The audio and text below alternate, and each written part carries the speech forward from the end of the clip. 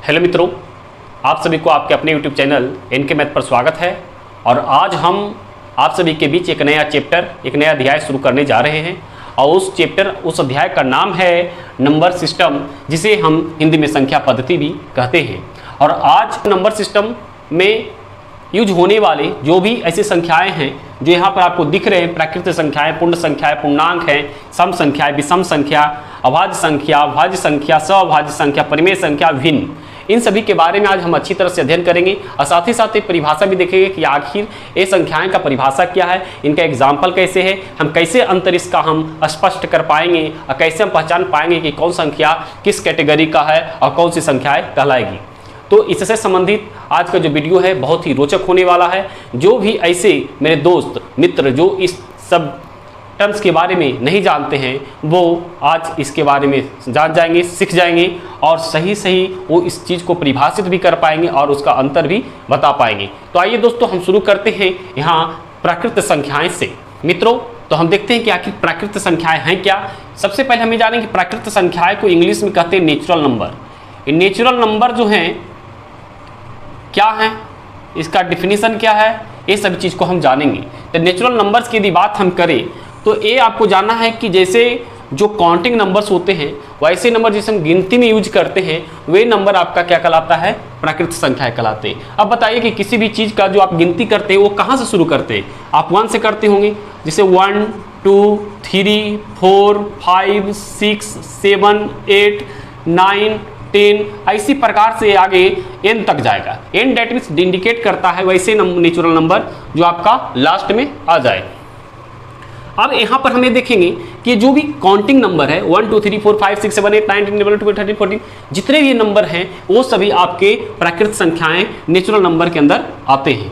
तो आप इस चीज़ को समझ गए होंगे। अब हम दूसरा देखते हैं कि आखिर पूर्ण संख्याएं क्या हैं। तो पूर्ण संख्याएं को इंग्लिश में कहा जाता है होल नंबर्स।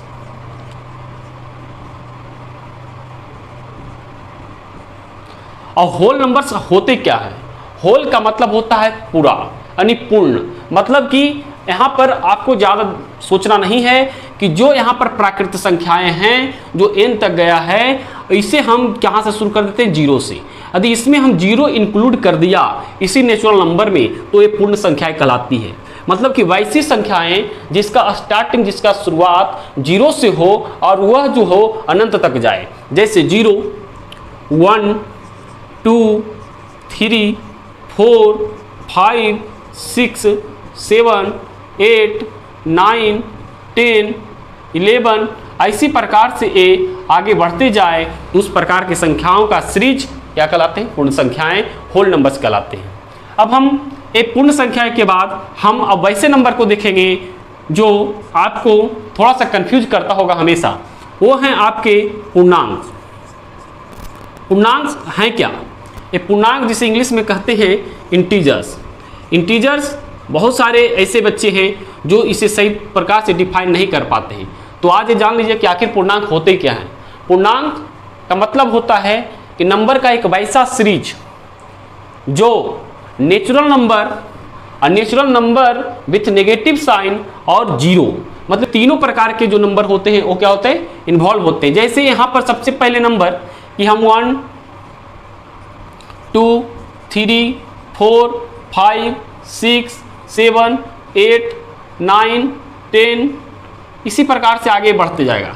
यहाँ पर 0 और साथ ही साथ -1 -2 -3 -4 -5, इसी प्रकार से आगे इधर ये पूरा जो एक नंबर का जो सीरीज होता है, यानी कहा जाए कि काउंटिंग नंबर और counting number with negative sign और 0, इस तीनों का जो इंक्लूड जो फॉर्म होता है, जो एक सीरीज जो बनता है, उसी को हम पूर्णांक या इंटीजर्स कहते हैं।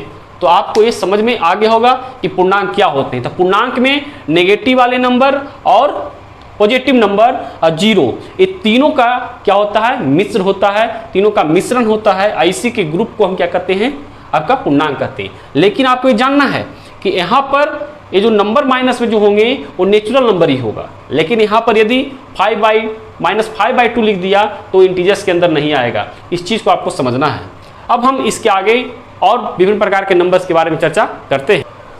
दोस्तों तो अब हम देखते हैं कि सम संख्या क्या होता है। तो सबसे पहले जाने कि सम संख्या को इंग्लिश में कहते हैं इवन नंबर्स।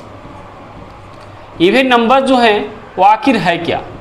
तो देखिए ये जो संख्या है, सम संख्या जो है, इसे निकाला गया है प्राकृत संख्या से, नेचुरल नंबर से। तो प्राकृत संख्या जैसा कि मैं आप सभी को बता दिया कि 1 2 3 4 5 6 7 इसी प्रकार से आगे बढ़ते गए, इसी प्राकृत संख्या नेचुरल नंबर कहते हैं। अब विभिन्न नंबर या जिसे सम संख्या कहते हैं उसे इसी से निकाला गया है। देखिए अब कहता है कि सम संख्या है क्या। यहाँ आप सीधे समझिए कि वैसे संख्याओं का एक समूह या वैसी संख्या जो 2 से पूरी पूरी क्या हो जाए, विभाजित हो जाए, 2 से पूरी पूरी क्या हो जाए, वो कट जाए। जैसे यहाँ पर यदि हम ले तो 2 4 6 8 10 12 14 इसी प्रकार से यहाँ पर बढ़ते जाएंगे 2n। 2n का मतलब हो गया कि कोई भी ऐसा नेचुरल नंबर लें और तो उसको 2 से इंटू कर देते हैं तो आपका वहाँ पर क्या बन जाएगा, इवन नंबर यानी कि सम संख्या बन जाएगा। अब देखिए इसमें से ऐसा कोई नंबर नहीं है जो 2 से डिविजिबल नहीं है, यानी 2 से विभाजित होगा तभी वो आपका सम संख्या कहलाएगा। अब आखिर सम संख्या को हम किस प्रकार से पकड़ेंगे, कैसे हम जानेंगे कि वो सम संख्या है या नहीं है? तो देखिए सम संख्या को जानने के लिए या फिर दिए हुए संख्या में से सम संख्या को हम कैसे पकड़ेंगे, उसके लिए आपको याद रखना है कि जिस संख्या के अंत में 0 हो, 2 हो, 4 हो, 6 हो, 8 हो, इतना यदि किसी भी संख्या के लास्ट में आता है तो हम कहेंगे कि वो संख्या क्या है, आपका इवन नंबर है, सम संख्या है। अब जैसे देखिए यहाँ पर हम लिख देते हैं 2 3 7 4 9 0 1 2। अब पूछेगा क्या ये सम संख्या है, तो बिल्कुल सम संख्या है। कैसे? क्योंकि लास्ट में देखिए क्या है आपका 2 है। 2 यदि इसका अंत में है तो ये आपका क्या हो गया, सम संख्या हो गया, इवन नंबर हो गया। इसी प्रकार से एक और हम देख लेते हैं 3 3 3 3 3 4 5 1 0। अब बोलिएगा कि ये इवन नंबर है या नहीं? बिल्कुल इवन नंबर है, क्योंकि यहाँ पर मैंने बताया कि 0 2 4 6 8 यदि ये सब नंबर आ जाते किसी भी संख्या के लास्ट में तो वो आपका इवन नंबर यानी सम संख्या कहलाएगा। तो यहाँ पर देखिए इसका लास्ट में 0 आया तो ये इवन नंबर है। तो इस प्रकार से हम क्या कर सकते हैं कि इवन नंबर को फाइंड कर सकते हैं, पता लगा सकते हैं। अब हम इसके बाद देखते हैं विषम संख्या। विषम संख्या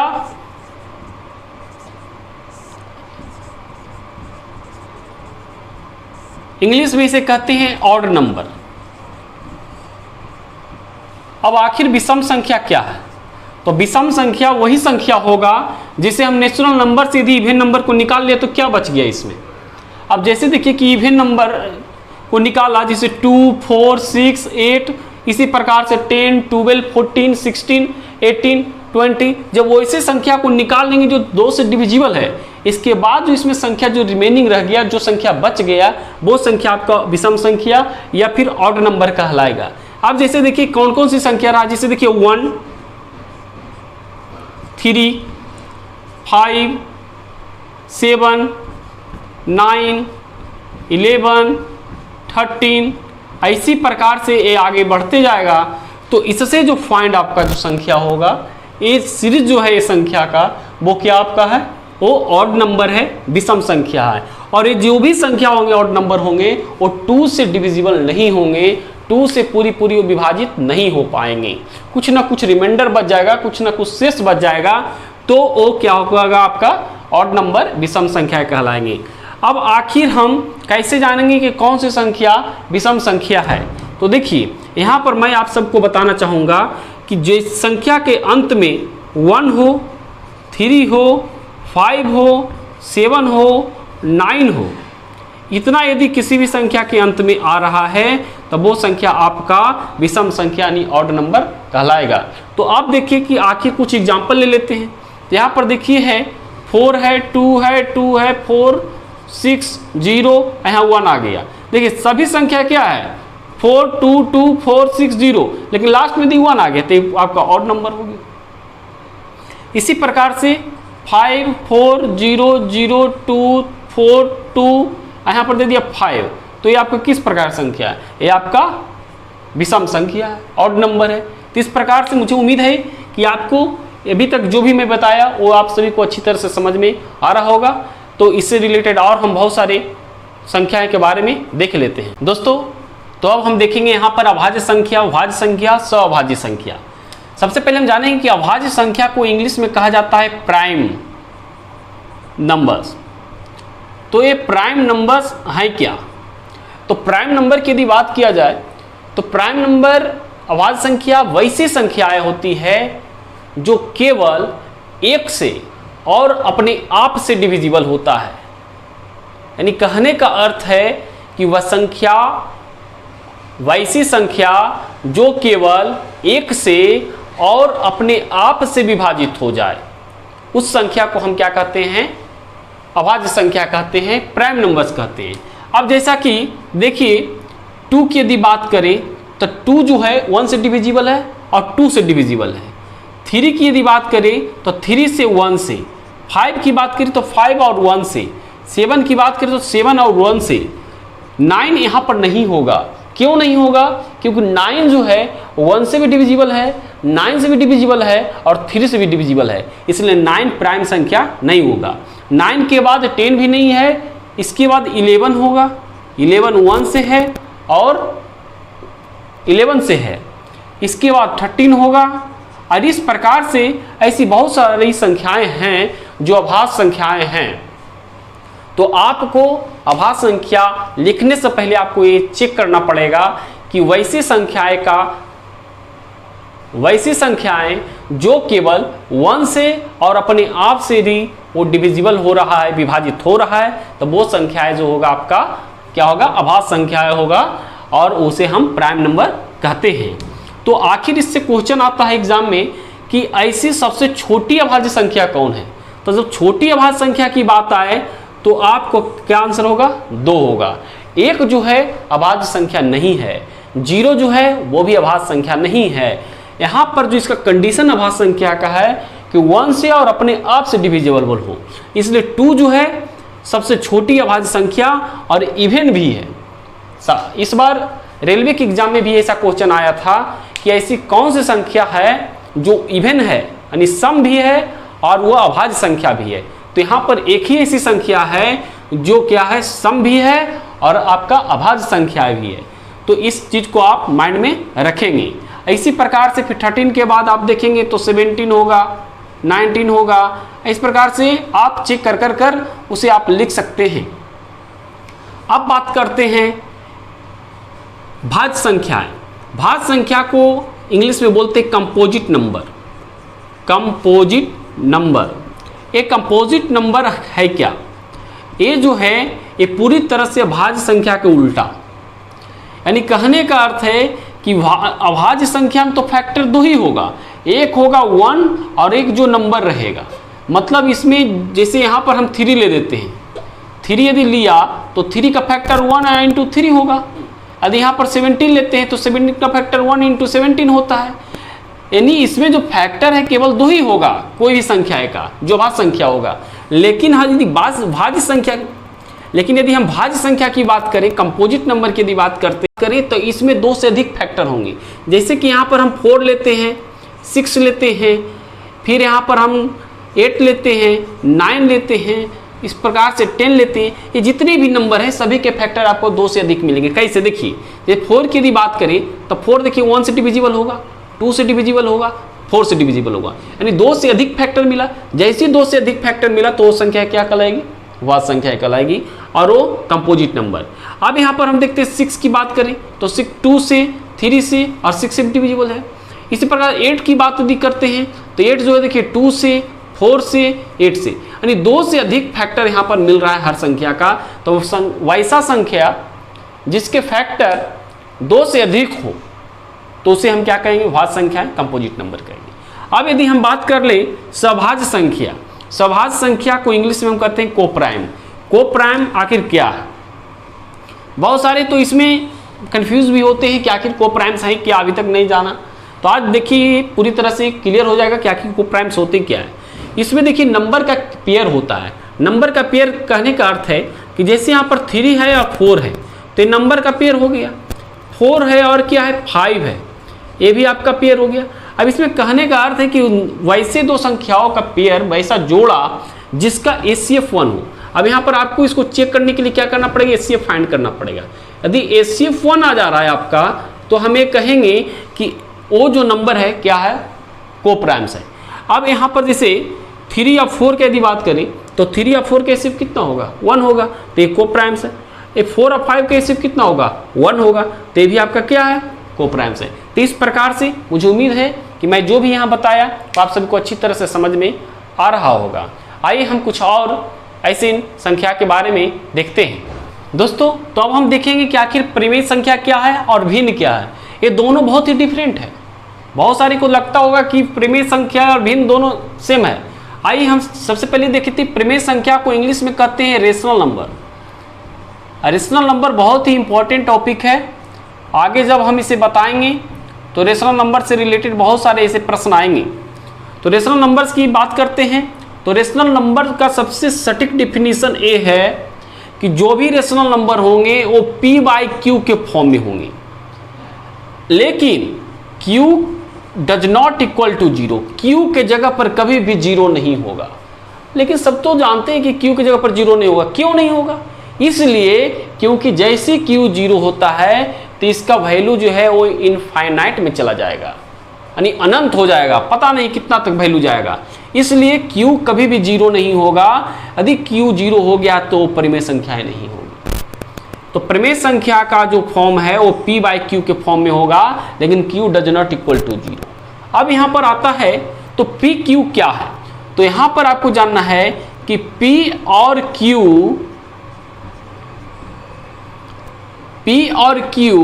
पूर्णांक हैं।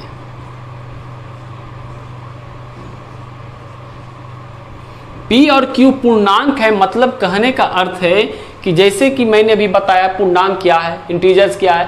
तो इंटीजर्स में पॉजिटिव नंबर, नेगेटिव नंबर और 0 ये तीनों आते हैं, और वही का यदि कनेक्शन आपको P/Q के फॉर्म में मिला तो आपका रेशनल नंबर। इसके एग्जाम्पल कुछ देखते हैं तो देखिए -2/3 ये आपका रेशनल नंबर है।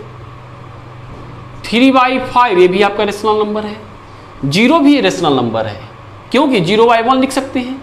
लेकिन यहाँ मैंने बताया Q does not equal to 0, तो Q तो 0 नहीं ना है, 0 P है। Q को 0 नहीं करना है, तो आपका A भी जो है वो भी आपका रेशनल नंबर है। यहाँ पर हम करते हैं 5/-2 ये भी आपका क्या रेशनल नंबर है। -1/-3 ये भी आपका रेशनल नंबर। तो ये सब जितने भी सभी रेशनल नंबर के अंतर्गत आते हैं, क्योंकि मैंने बताया P और Q जो होंगे पूर्णांक होंगे। लेकिन एक कंडीशन बस है कि Q कभी भी 0 नहीं होना चाहिए। तो वैसे संख्याएं जो P/Q के फॉर्म में हो लेकिन Q does not equal to 0 और यहाँ Q होगा, P और Q पूर्णांक हो, तब हम कहेंगे कि वो संख्याएं क्या हैं, रेशनल नंबर हैं, परिमेय संख्याएं हैं। अब हम बात करते हैं भिन्न। भिन्न को इंग्लिश में बोलते हैं फ्रैक्शन। जैसे कि आप पढ़े भी होंगे भिन्न के जोड़ घटाओ, भिन्न का गुना, भिन्न का भाग, इस प्रकार से। तो वो फ्रैक्शन क्या है, इसका डिफिनीशन सटीक क्या है। देखिए दोनों में मैं एक अंतर बता देता हूं कि ए भी जो है वो P/Q के फॉर्म में लिखा जाता है, और यहाँ इसके लिए भी है कि Q कभी भी 0 नहीं होगा। तो देखिए दोनों कंडीशन तो मैच कर गया कि परिमेय संख्या भी P/Q के फॉर्म में होगा, Q does not equal to 0 होगा। यहाँ भी बोला कि फ्रैक्शन यानी भिन्न जो है वो भी P/Q के फॉर्म में होगा, लेकिन Q does not equal to 0।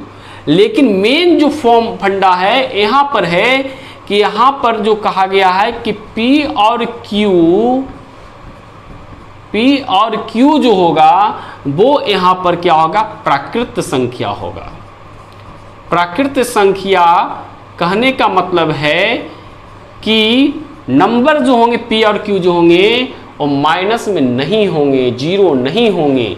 यानी कि एग्जाम्पल देख लें तो 1/2 ये आपका भिन्न है, 3/5 ये आपका भिन्न है, 2/4 ये आपका भिन्न है, -2/3 क्या भिन्न है, नहीं है। यही समझना है आपको। क्यों भिन्न नहीं है, क्योंकि यहाँ पर -2 आ गया, और यहाँ पर बोला गया कि P और Q जो होगा क्या होगा, प्राकृत संख्या। जब p और q प्राकृत संख्या होगा, अब -2 तो प्राकृत संख्या है नहीं, क्योंकि -2 तो पूर्णांक है, इसलिए भिन्न नहीं है। अब हम देखते हैं क्या -2/3 है ये भिन्न? नहीं, ये भी नहीं है, क्योंकि ये आपका परिमेय संख्या है।